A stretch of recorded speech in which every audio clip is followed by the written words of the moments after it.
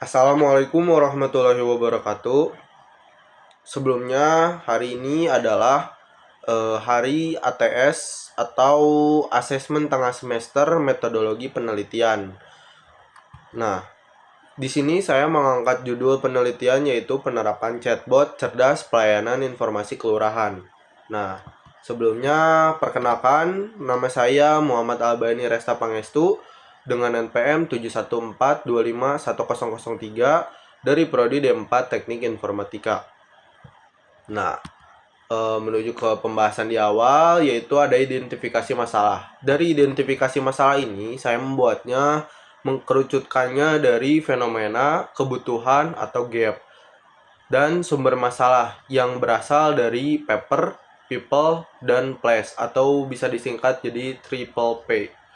Nah, dari triple P dan fenomena kebutuhan atau gap tersebut didapatkan identifikasi masalah sebagai berikut.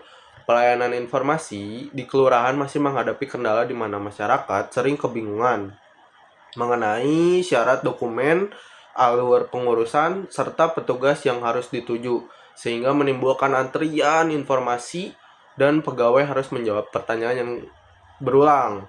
Lalu berdasarkan studi dan literatur, chatbot ini berpotensi menjadi solusi karena mampu menyediakan informasi otomatis, cepat, dan mudah diakses. Namun penerapannya pada level kelurahan masih minim sehingga menjadi celah penelitian. Temuan wawancara menunjukkan pegawai membutuhkan media bantu untuk menyaring pertanyaan awal, sementara observasi di kelurahan malah memperlihatkan alur pelayanan belum terstruktur meskipun data layanan dapat diakses secara resmi. Oleh karena itu, penelitian ini diarahkan untuk merancang chatbot yang mampu memberikan informasi layanan kelurahan secara jelas, efisien, dan mendukung peningkatan efektivitas kerja aparatur. Lalu, didapatkanlah 3 rumusan masalah dari identifikasi masalah sebelumnya yang sudah dikerucutkan tersebut, yaitu bagaimana penerapan chatbot cerdas dalam pelayanan informasi di kelurahan dapat membantu masyarakat memperoleh informasi dengan cepat dan akurat. Lalu yang kedua, ada bagaimana tampilan antarmuka yang nantinya dirancang untuk chatbot agar mudah digunakan oleh masyarakat dan aparatur kelurahan. Yang terakhir, bagaimana efektivitas chatbot cerdas dalam mengurangi beban kerja pegawai pelayanan umum di kelurahan. Lalu adapun tujuannya yaitu menganalisis dan menerapkan chatbot cerdas sebagai media penyedia informasi pelayanan kelurahan agar masyarakat dapat memperoleh informasi secara cepat, akurat, dan mudah diakses. Lalu, yang kedua, ada merancang dan membangun tampilan antarmuka chatbot yang sederhana, intuitif, serta mudah digunakan oleh masyarakat maupun aparatur kelurahan. Dan yang terakhir, membangun chatbot untuk meningkatkan efisiensi pelayanan, terutama dalam menyaring pertanyaan berulang dan mempercepat proses informasi bagi pegawai maupun masyarakat. Nah, di sini pun ada beberapa tinjauan pustaka, yaitu yang pertama saya mendapatkan dari buku Government Information Quarterly Trends and Challenge of a Government Chatbot dari Cediel et al. 2023. Lalu ada dari buku Public Administration and Development Alternative Chatbot, a tool to improve public service delivery and create public value. Yang ketiga ada dari buku Administration in the Digital Age 1GPADA, Understanding Chatbot Adoption in Local Government. Dan yang keempat ada dari buku OECD Digital Government Studies, AI in Public Service, Design and Delivery Governing with AI. Lalu yang terakhir ada dari buku First Monday Chatbot Mediate Public Service Delivery. Nah, eh, itu adalah tinjauan pustaka yang dikemukakan untuk membantu terbangunnya hasil penelitian yang saya buatkan ini. Lalu didapatkanlah ringkasan temuan dan gap penelitian. Berdasarkan kajian paper, chatbot telah terbukti efektif mendukung layanan publik melalui penyediaan informasi otomatis, menangani pertanyaan umum, serta meningkatkan efisiensi pelayanan dari buku Cortes CDL 2023 dan Makasih 2020, lalu Senadira 2024. Penerapannya juga memberikan nilai tambah layanan publik, namun masih menghadapi kendala seperti regulasi, kesiapan data, bias sistem, serta keterbatasan infrastruktur di yang terkemuka pada buku DUB 2024, Kaun 2025, dan Frontier 2025. Selain itu, chatbot terbukti meningkatkan aksesibilitas 24/7, keterlibatan masyarakat, dan mendukung transformasi digital pemerintah pada buku Wilson 2022 dan OECD 2025. Lalu adapun kerangka konseptualnya, yaitu membuat proses pelayanan saat ini, lalu terbentuklah kebutuhan pengguna, dan dari situlah kita akan membangun rancangan sistem. Lalu yang selanjutnya adalah tahap kesiapan infrastruktur dan SDM-nya.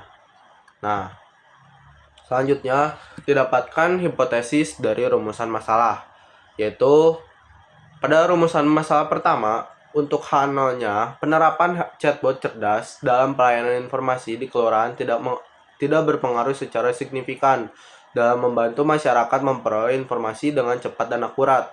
Lalu H1-nya, penerapan chatbot cerdas dalam pelayanan informasi di kelurahan berpengaruh secara signifikan dalam membantu masyarakat memperoleh informasi dengan cepat dan akurat pada saat itu juga. Lalu untuk rumusan masalah yang kedua, didapatkan hipotesis nolnya dengan tampilan antar muka chatbot cerdas tidak mudah digunakan oleh masyarakat dan aparatur kelurahan. Untuk H1-nya, tampilan antar muka chatbot cerdas mudah digunakan oleh masyarakat dan aparatur kelurahan. Dan untuk rumusan masalah yang terakhir, H0-nya adalah chatbot cerdas tidak berpengaruh secara signifikan terhadap pengurangan beban kerja pegawai pelayanan umum di kelurahan. Dan H1-nya, chatbot cerdas berpengaruh secara signifikan terhadap pengurangan beban kerja pegawai pelayanan umum di kelurahan. Lalu adapun juga rencana pengembangan sistem untuk judul saya ini, yaitu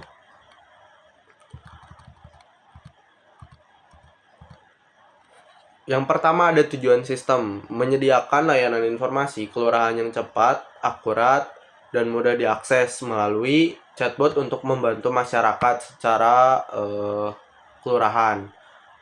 Memahami prosedur administrasi tanpa harus datang langsung. Lalu yang kedua, fitur utamanya adalah chatbot NLP, FAQ layanan, informasi persyaratan dokumen, update data layanan oleh admin, log percakapan pencarian otomatis berdasarkan kata kunci. Lalu yang ketiga ada peran penggunanya. Masyarakat mengakses informasi. Admin kelurahan akan mengelola data layanan dan FAQ. Dan chatbot menjawab otomatis dan memberi rekomendasi informasi. Lalu yang keempat, metode pengembangannya dimulai dari prototyping, lalu identifikasi kebutuhan, desain arsitektur chatbot itu sendiri, terus ke pengembangan dan integrasi, lalu ke pengujian dan perbaikan iteratif. Nah, outputnya diharapkan arsitektur dan desain sistem, intent entity, chatbot, prototype antarmuka, knowledge base layanan, dan chatbot siap uji dipakai. Dan adapun kesimpulan untuk penutupan dari hasil penelitian saya, yaitu berdasarkan studi pendahuluan, topik penerapan chatbot cerdas untuk pelayanan informasi kelurahan dinilai layak dan realitas untuk diteliti. Isu yang diangkat relevan dengan kondisi nyata di lapangan, memiliki dukungan literatur ilmiah yang kuat, serta akses data yang memungkinkan. Lalu, arah selanjutnya adalah arah penelitian berfokus pada pengembangan chatbot yang lebih cerdas dan adaptif. Perluasan fitur menuju layanan administratif seperti pengajuan dan pengecekan dokumen, serta pengujian pada wilayah yang lebih luas untuk menilai efektivitas, akurasi, dan tingkat penerimaan pengguna secara lebih menyeluruh. Mungkin dari saya cukup sekian. Mohon maaf bila ada kesalahan kata atau informasi yang kurang jelas. Lebih kurangnya saya mohon maaf. Wabillahi taufiq wal hidayah. Wassalamualaikum warahmatullahi wabarakatuh. Terima kasih.